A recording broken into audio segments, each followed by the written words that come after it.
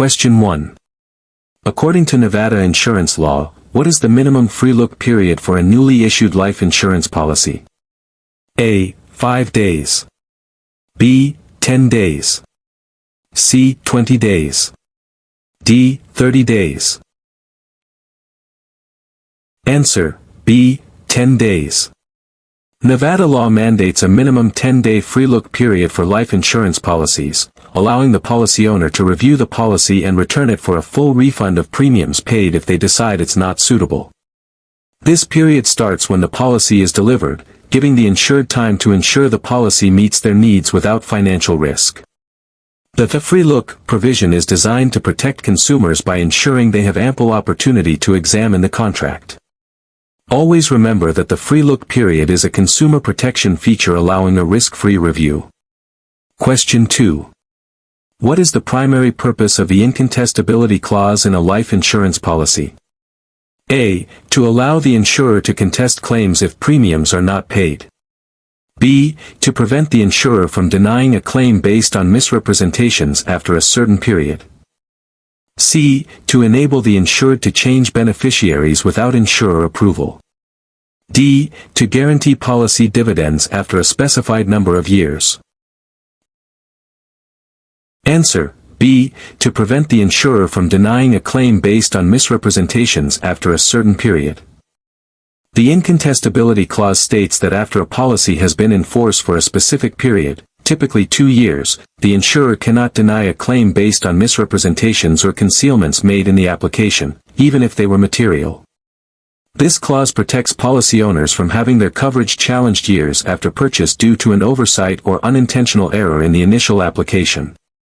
For example, if an insured unintentionally failed to disclose a minor past medical condition and passes away 5 years later, the insurer generally cannot deny the claim due to this omission. This provision essentially locks in the policy's validity after the contestable period. Question 3. Which of the following is a characteristic of a term life insurance policy? A. It builds cash value over time. B. It provides coverage for a specific period or until a certain age. C. It offers a guaranteed death benefit and level premiums for life. D. It allows for flexible premium payments and adjustable death benefits. Answer: B. It provides coverage for a specific period or until a certain age. Term life insurance is designed to provide coverage for a defined period, such as 10, 20, or 30 years, or until a specific age, like age 65. If the insured dies within that term, the death benefit is paid to the beneficiaries. Unlike whole life insurance, it does not build cash value, making it generally less expensive for a given amount of coverage. Think of it like renting insurance coverage. You get protection for a set time, and once that time is up, the coverage ends unless renewed. Question 4. An insured allows their life insurance policy to lapse due to non-payment of premiums. Which non-forfeiture option, if chosen, would provide the most extended period of coverage? A. Cash surrender value. B. Reduced paid-up insurance. C. Extended term insurance. D. Automatic premium loan. Answer: C. Extended term insurance. The extended term insurance non-forfeiture option uses the policy's cash value to purchase a new term policy with the same face amount as the original policy, for as long a period as the cash value will allow. This option provides the maximum amount of death benefit coverage for the longest possible time without further premium payments. In contrast, reduced paid-up insurance provides permanent coverage but for a reduced face amount, and cash surrender value terminates the policy for its cash value. When selecting a non-forfeiture option, consider if you prioritize maintaining the original death benefit amount for a limited time, or a smaller death benefit for life. Question 5. What is the effect of a misstatement of age or sex clause in a life insurance policy if the insured's age was understated on the application? A. The policy will be voided, and all premiums returned. B. The death benefit will be reduced to the amount that premiums paid would have purchased at the correct age. C. The policy will continue as is, but future premiums will increase. D. The insurer will contest the claim indefinitely until the correct age is verified. Answer: B. The death benefit will be reduced to the amount that premiums paid would have purchased at the correct age. The misstatement of age or sex clause states that if an applicant's age or sex was incorrectly stated on the application, the death benefit payable will be adjusted. The insurer will pay the amount of insurance that the premiums paid would have purchased at the insured's correct age or sex. This provision ensures that the insurer receives the proper premium for the actual risk, without voiding the policy entirely or penalizing the insured for an honest mistake. This means the policy remains in force, but the payout reflects the true risk assessment. Question 6. A life insurance policy's incontestability period has passed. The insurer discovers that the insured lied about a material health condition on the application. What is the insurer's typical course of action regarding the policy? A. The insurer will void the policy and refund all premiums. B. The insurer will adjust the death benefit based on the misrepresentation. C. The insurer is generally prevented from denying the claim based on the misrepresentation. D. The insurer will pursue legal action to recover the premiums paid. Answer: C. The insurer is generally prevented from denying the claim based on the misrepresentation. Once the incontestability period, typically 2 years, has passed, the insurer is generally barred from denying a claim based on misrepresentations or concealments made in the original application, even if they were material. This clause protects policy owners from having their coverage challenged years after purchase due to an oversight or unintentional error. The primary exception to this rule is fraud related to impersonation or intent to murder, which typically voids the policy regardless of the incontestability period. This clause provides policy stability for beneficiaries. Question 7. Under Nevada law, which of the following is considered an unfair trade practice known as twisting? A. Offering a prospective client an inducement not specified in the policy to purchase insurance. B. Making false or misleading statements about a competing insurer's financial condition. C. Inducing an insured to lapse, forfeit, or surrender an existing policy to take out a new one with the same insurer that is not in the insured's best interest. D. Misrepresenting the terms, benefits, or advantages of any policy to a prospective client. Answer: C. Inducing an insured to lapse, forfeit, or surrender an existing policy to take out a new one with the same insurer that is not in the insured's best interest. Twisting is an illegal unfair trade practice in Nevada where a producer persuades a policy owner to drop an existing policy and replace it with a new one, typically from a different insurer, to the policy owner's detriment. The key element is that it's detrimental to the client, often involving new surrender charges or loss of policy benefits. While the definition states, to take out a new one with the same insurer, the most common and classic definition of twisting involves replacing with a different insurer, though the principle applies to any replacement that is not in the insured's best interest. This practice is prohibited because it can erode a policyholder's accumulated benefits and equity. Question 8.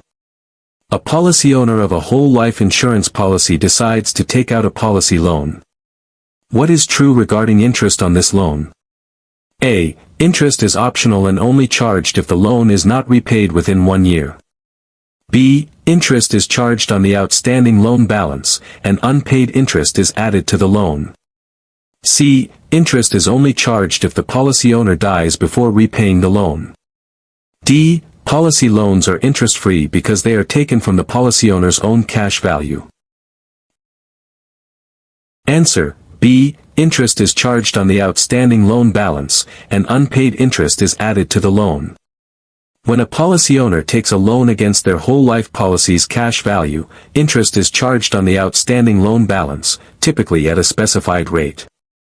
If the interest is not paid, it is usually added to the loan principal, increasing the total loan amount and potentially reducing the death benefit if the loan is not repaid before the insured's death. While the loan is drawn from the policy's cash value, it is not interest-free because the insurer loses the investment income that the cash value would have earned. This ensures the insurer's financial stability and equity among policyholders. Question 9. In Nevada, what is the typical grace period for a life insurance policy? A. 10 days. B. 20 days. C. 30 days. D. 31 days. Answer: D. 31 days. Most life insurance policies in Nevada, and generally across the U.S., include a grace period of 31 days. This provision allows the policy owner an extended period, typically 1 month, after the premium due date to pay the premium without the policy lapsing. During the grace period, the policy remains in full force, meaning the death benefit would still be paid if the insured dies during this time, with any unpaid premium deducted from the payout. The grace period acts as a safety net, preventing immediate policy lapse due to a slight delay in payment. Question 10. To reinstate a lapsed life insurance policy, an insured generally must do all of the following except: A. Provide evidence of insurability. B. Pay all back premiums with interest. C. Pay back any outstanding policy loans. D. Wait for a new incontestability period to begin. Answer: D. Wait for a new incontestability period to begin.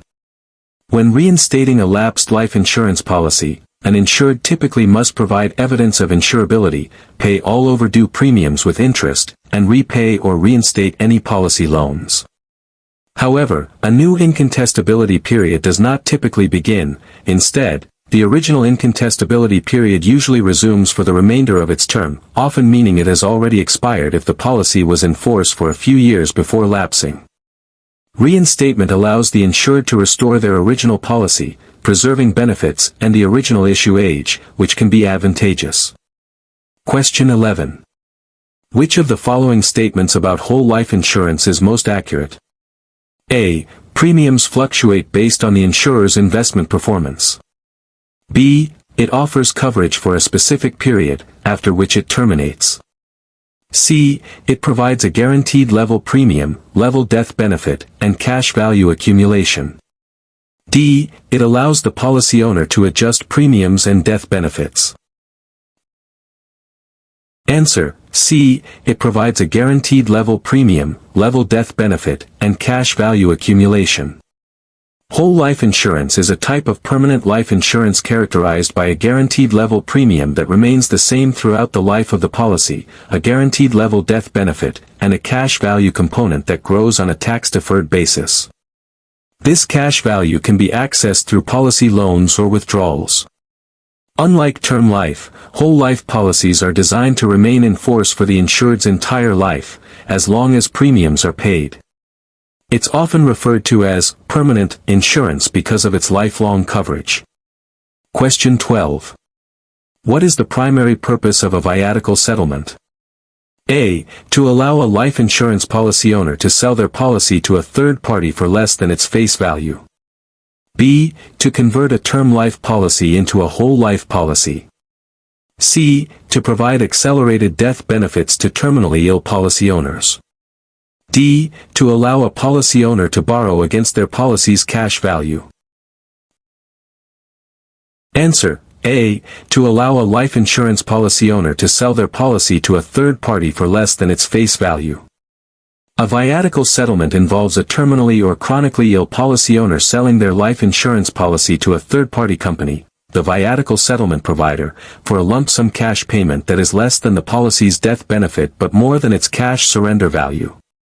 This provides immediate funds to individuals with a limited life expectancy, often to cover medical expenses or improve quality of life.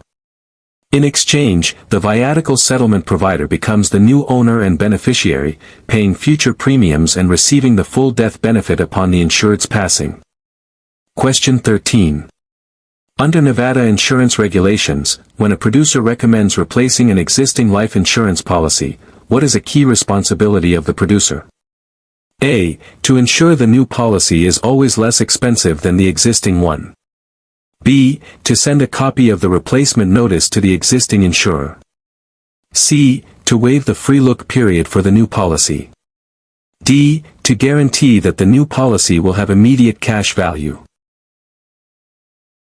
Answer: B. To send a copy of the replacement notice to the existing insurer. When a life insurance policy is replaced, Nevada regulations require the producer to provide the applicant with a notice regarding replacement, explaining the potential disadvantages of replacement, and to send a copy of this notice to the existing insurer. This ensures that the existing insurer is aware of the potential lapse of their policy and can contact the policyholder to discuss options, protecting the consumer from harmful replacements. The primary goal of replacement regulations is consumer protection, ensuring that the replacement is truly in the policyholder's best interest. Question 14. A suicide clause in a life insurance policy typically states that if the insured commits suicide within a specific period after the policy's effective date, what will happen? A. The policy will be voided, and no benefits will be paid. B. The full death benefit will be paid to the beneficiaries. C. The premiums paid will be refunded, but no death benefit will be paid. D. The death benefit will be reduced by 50%. Answer: C. The premiums paid will be refunded, but no death benefit will be paid. Most life insurance policies include a suicide clause, which typically specifies a period, usually 2 years, from the policy's effective date. If the insured commits suicide within this 2-year period, the insurer's liability is limited to a refund of the premiums paid, and no death benefit is paid to the beneficiaries. If suicide occurs after this period, the full death benefit is usually paid. This clause is designed to protect insurers from adverse selection, preventing individuals from purchasing a policy with the immediate intent of self-harm for financial gain. Question 15. A characteristic of group life insurance is that it A. Requires each individual member to prove insurability. B. Is typically offered to individuals as a form of personal coverage. C. Is issued to the sponsoring organization, and individual members receive certificates of insurance. D. Automatically builds cash value for each individual member. Answer: C. Is issued to the sponsoring organization, and individual members receive certificates of insurance. Group life insurance is a single policy issued to a sponsoring organization, such as an employer, union, or association, covering its eligible members. Rather than receiving individual policies, each covered member receives a certificate of insurance as proof of their coverage. Typically, individual members do not have to prove insurability, except in certain situations like late enrollment, making it accessible to many, and the cost is often lower than individual policies due to the group risk pooling. Think of it as a master policy held by the employer, with individual members receiving a summary of their benefits. Question 16. What is the purpose of the waiver of premium rider in a life insurance policy? A. To waive premiums if the insured experiences a temporary layoff from work. B. To allow the policy owner to skip premium payments for up to 6 months without lapse. C. To waive future premium payments if the insured becomes totally and permanently disabled. D. To waive premiums if the policy's cash value exceeds a certain amount. Answer: C. To waive future premium payments if the insured becomes totally and permanently disabled. The waiver of premium rider is a valuable addition to a life insurance policy that ensures coverage continues if the insured becomes totally and permanently disabled before a certain age. If the insured meets the definition of total disability set forth in the rider, the insurer will waive all future premiums for the duration of the disability, keeping the policy in force without further cost to the insured. This rider provides crucial protection against the dual financial burdens of disability and premium payments. Question 17.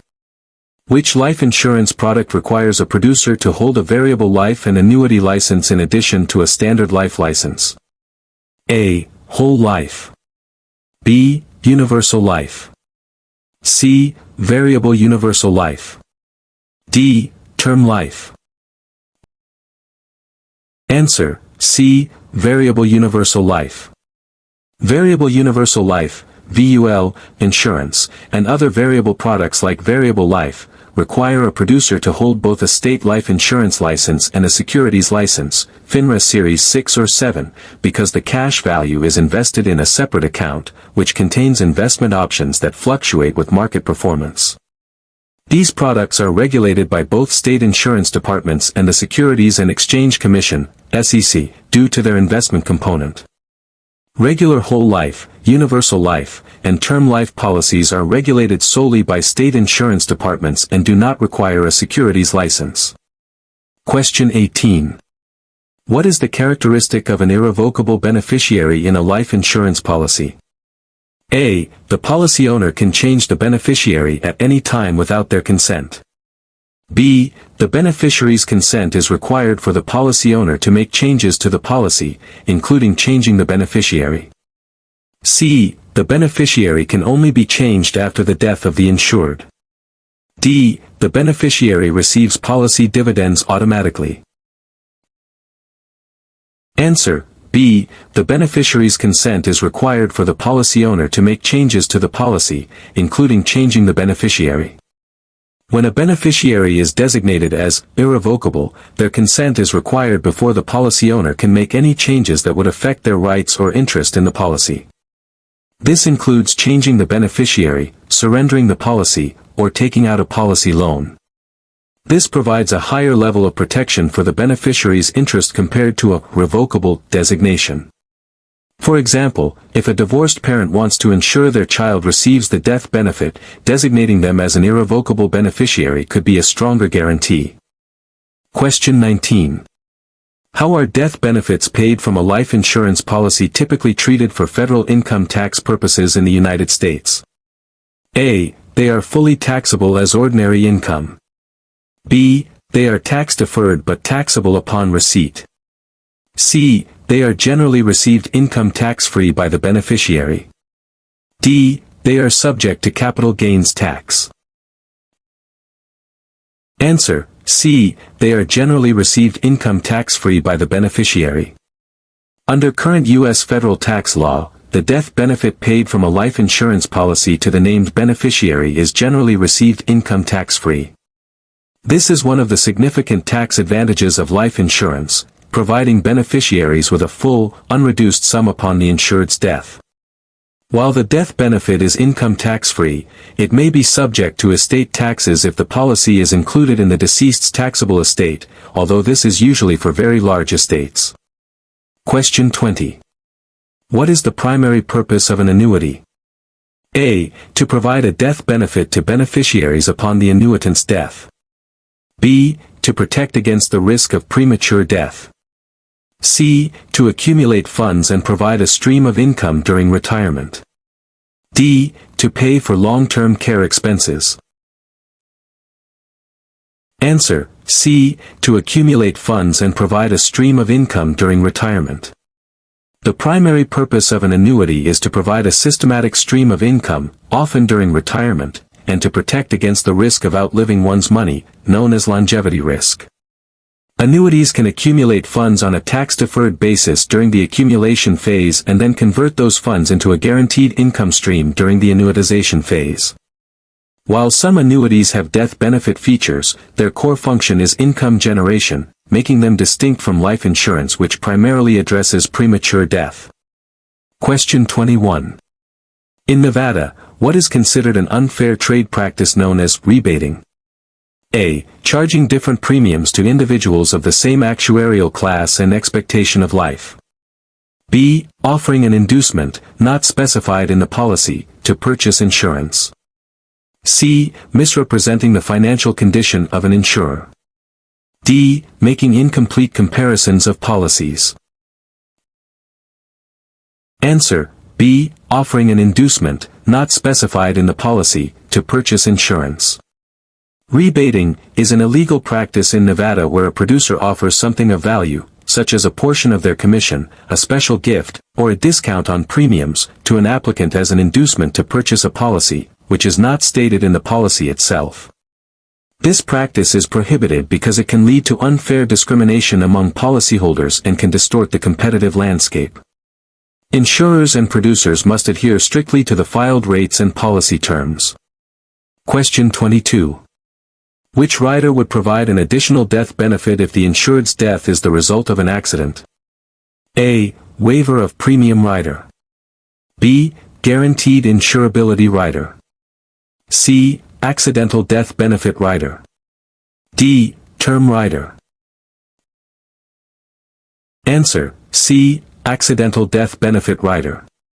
The accidental death benefit rider, often referred to as double indemnity, provides an additional amount of death benefit if the insured's death is caused directly by an accident and occurs within a specified time frame after the accident. For example, if a policy has a $100,000 death benefit and a $100,000 accidental death benefit rider, the beneficiaries would receive $200,000 if the insured dies in a covered accident.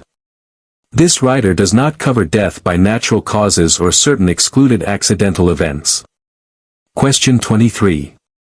What is the key difference between a participating and a non-participating life insurance policy? A. Participating policies are typically term life, while non-participating are whole life. B. Participating policies pay dividends to policy owners, while non-participating policies do not. C. Participating policies have a guaranteed cash value, while non-participating do not. D. Participating policies are issued by stock companies, while non-participating are issued by mutual companies. Answer: B. Participating policies pay dividends to policy owners, while non-participating policies do not. Participating life insurance policies are issued by mutual insurance companies and allow policy owners to participate in the company's surplus by receiving non-guaranteed dividends. These dividends generally reflect the difference between actual mortality, expenses, and investment experience and the assumptions used when pricing the policy. Non-participating policies, typically issued by stock insurance companies, do not pay dividends to policy owners. While non-participating policies may have lower initial premiums, participating policies offer the potential for future dividend payments. Question 24. What is a key principle of unfair discrimination in insurance practices? A. Charging different premiums based on age, health, and occupation.